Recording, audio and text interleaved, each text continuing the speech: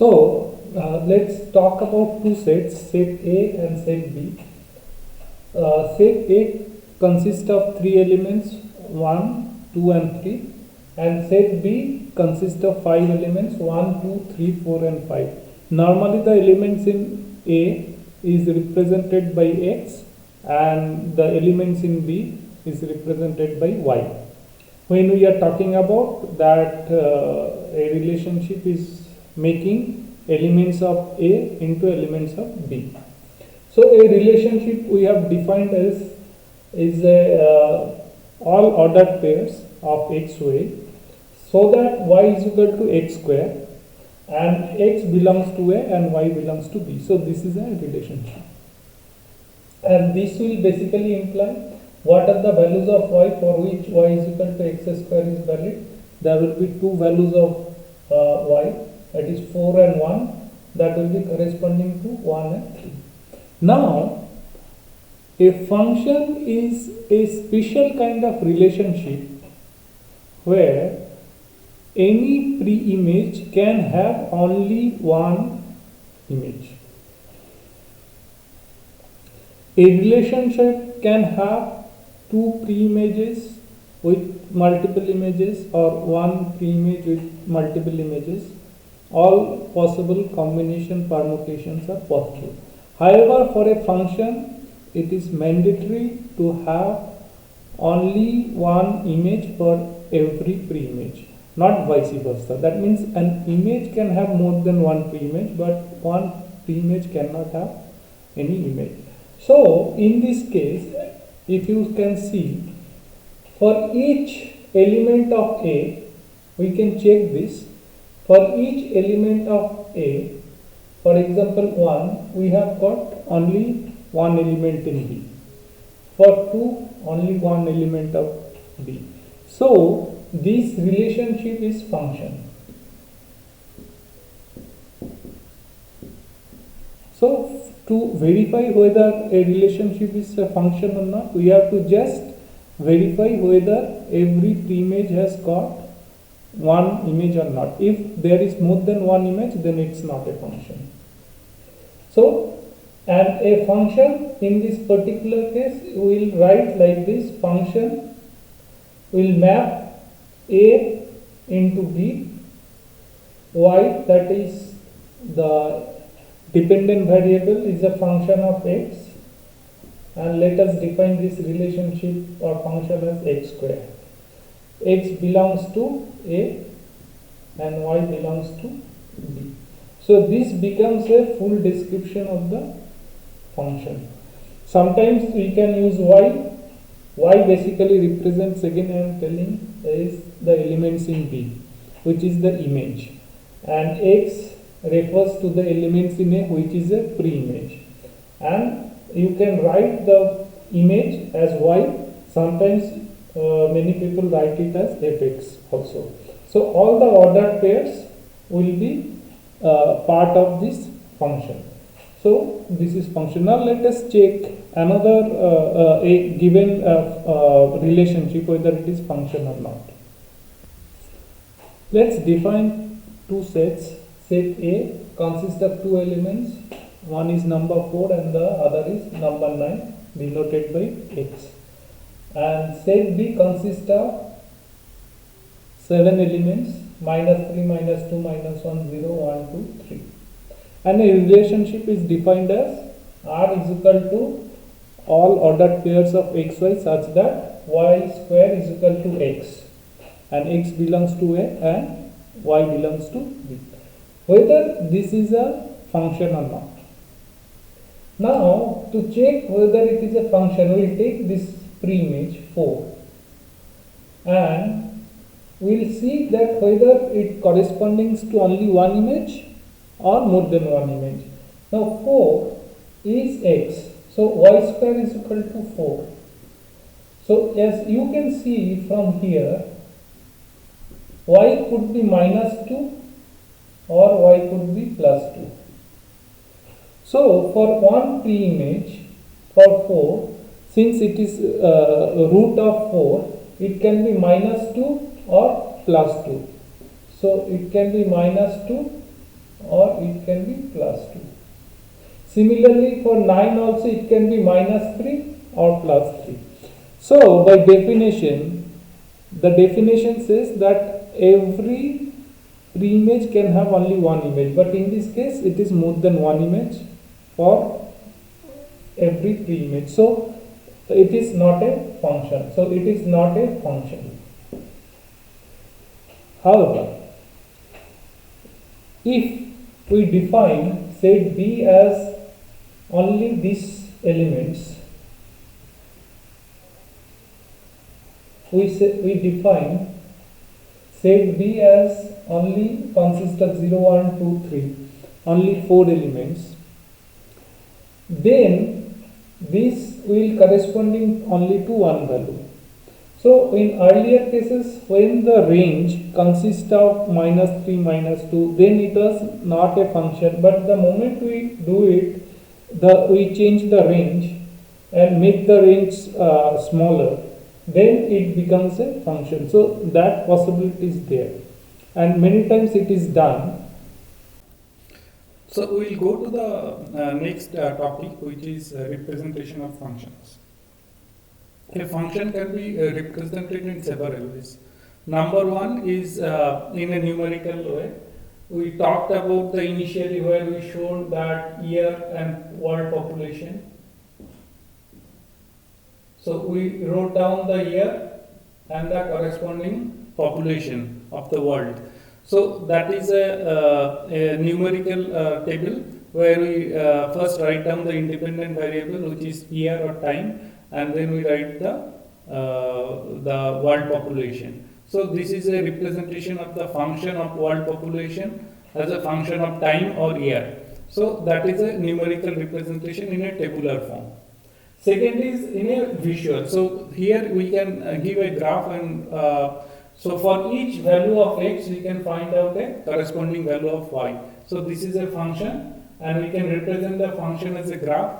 And it is also easy from this from the visual graph, whether a function, a relationship is a function or not. For example, let's have a relationship like this.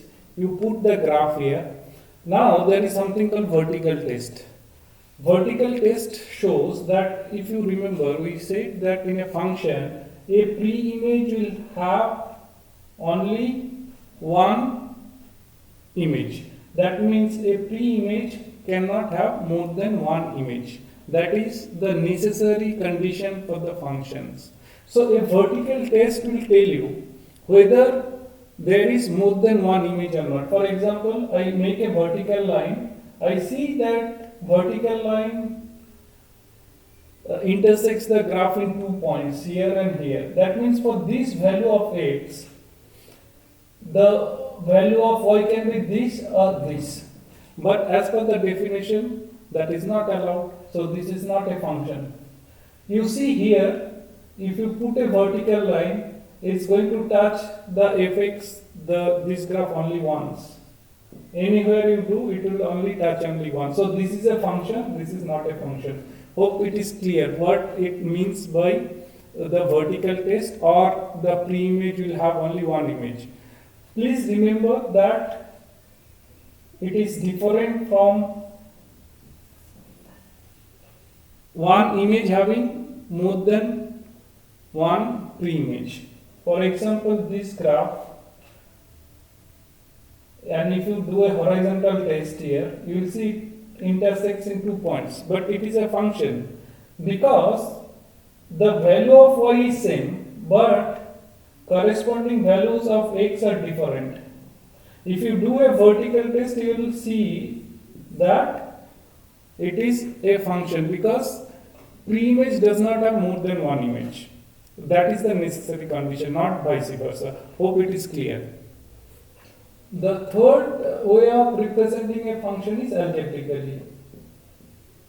So you can represent a function through algebraic expressions like what we have done just a few minutes back. Y is equal to root over 1 minus x square, or it could be y is equal to 2x plus 1. So you can give any algebraic expression and you can represent the function.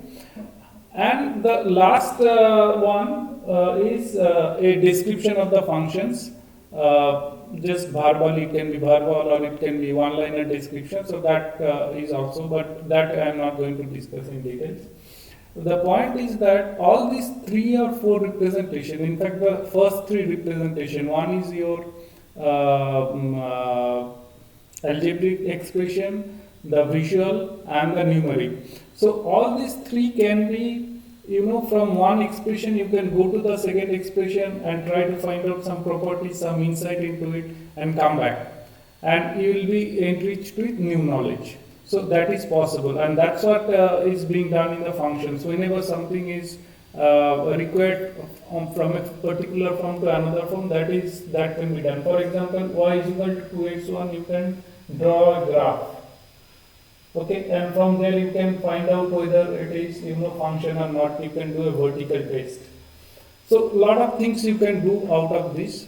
So that's it. Now we'll go into that thing where it's what are the different kind of functions and the frequent functions that we come across in normal mathematics.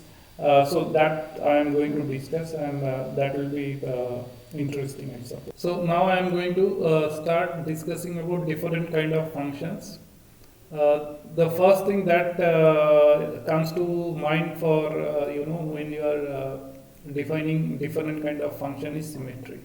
Whether the function is symmetric. If it is symmetric, it will have some values. Now there could be 2 kinds of symmetry. One could be symmetric about the y-axis.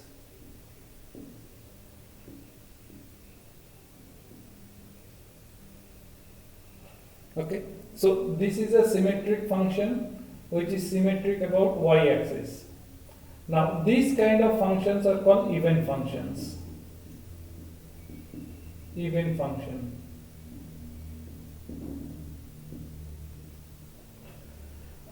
So this even function is symmetric about y-axis, and most important thing for this function is we can find out fx is equal to f minus x. So this symmetric function, if suppose if it is here one value of x is a, this is fa, and here another value, let's say minus a, it will have the same value as this. So this is, we call it an even function where f of x is equal to f of minus x. The best part is that it means that if you can find out a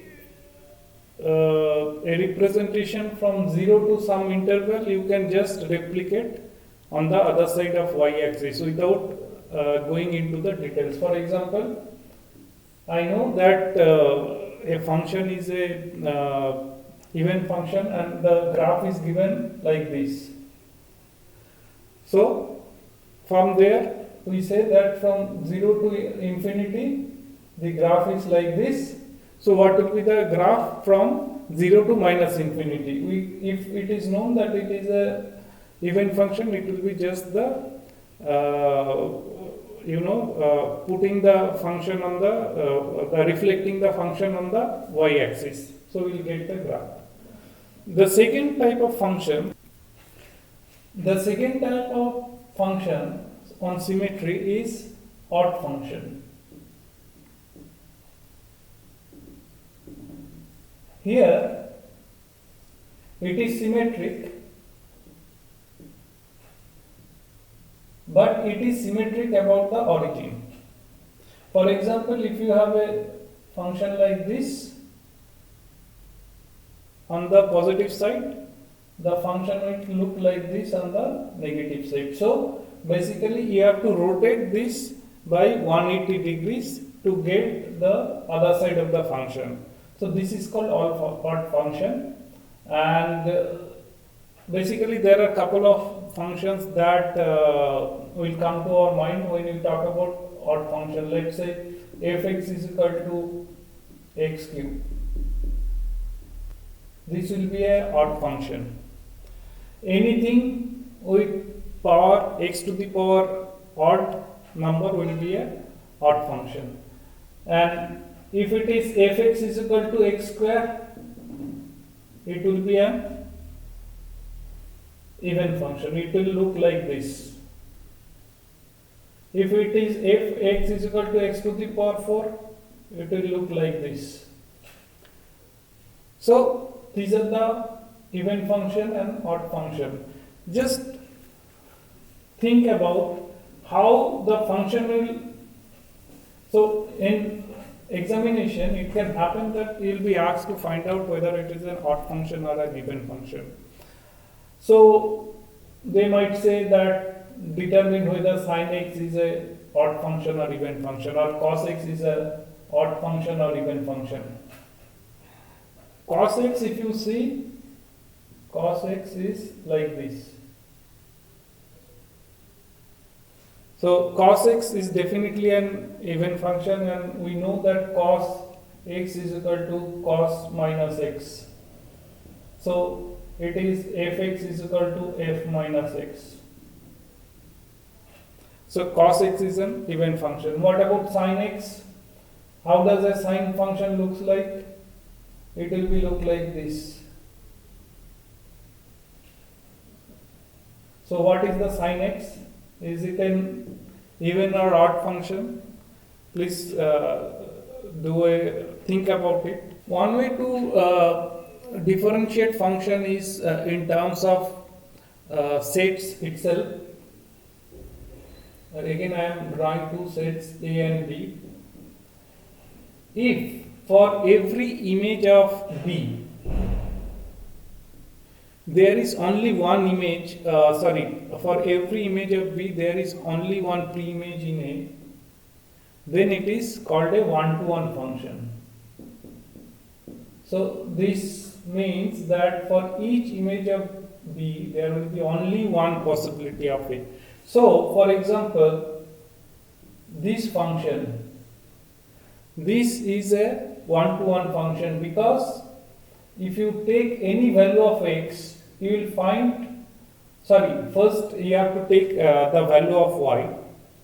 So you take any value of y and you try to find out what is the x coordinate. You will find there is only one x coordinate is possible in this kind of function, one-to-one function.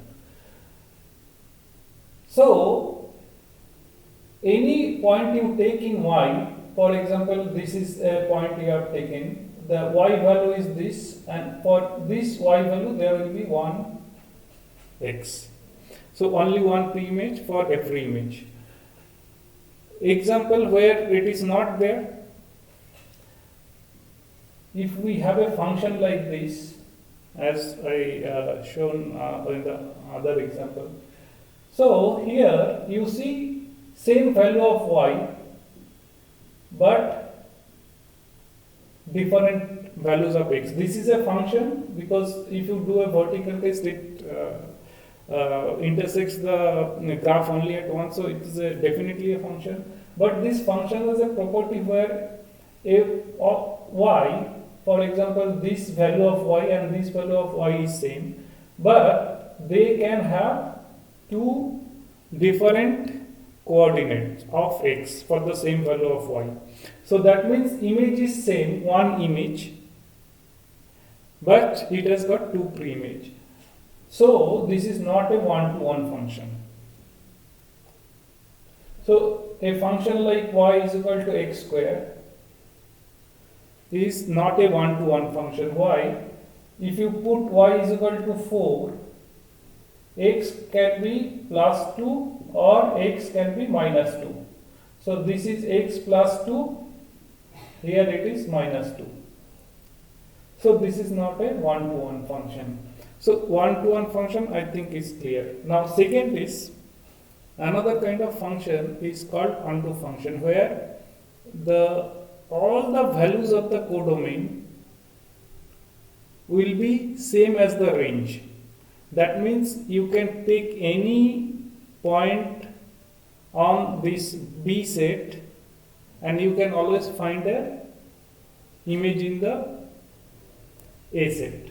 So for each value each value you can always find out one this thing. It can happen that it can be the same value may have more than one preimage. That's not a problem. But the point is that all these values will have at least one preimage. So, for example, this function, we can take any value of y because it is going towards infinity. So, I can take any value of y and I can always find out the value of x.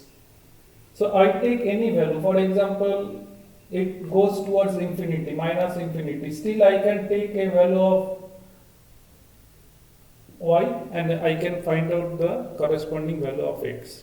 So, that is this is a onto function, and this will be something like y is equal to x cube. It will be an onto function. For every value of y, you will have a value for x. So, what is not an onto function? Let's have this kind of function, y is equal to x square.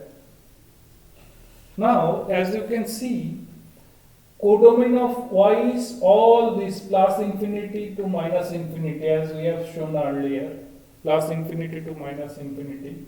However, if you see this portion, when y is negative, there is no graph in it, or there is no y value of x. So, this is not an onto function. So, onto function, again I am saying, means that for every possible value of y, you will have a corresponding value of x. So, that is an onto function. And in many exams, this kind of odd, even, onto and one-to-one. These are the four combinations, one question will come. Also, there are this one-to-one function has a different name, and onto function also has a different name. This is slightly more technical, but it is better to remember. It is also called injective function. Injective function. And this is called surjective function.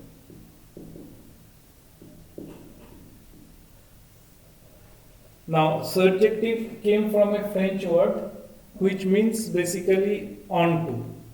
It's onto, on top of it. So, surjective. Because these terms were coined by the French mathematician, so it is called surjective. If a function is both one-to-one and onto, it is called bijective. Bijective function means it is injective plus surjective. For example, this function y is equal to x to the power 3 is a bijective, because if you see it's one-to-one, that means for every value of y you will have only one value of x. Okay? And it is an onto because you can find any value of y and you can find out the corresponding value of x. And so these two conditions are met. So y is equal to x cube is a bijective function. So hope it is clear.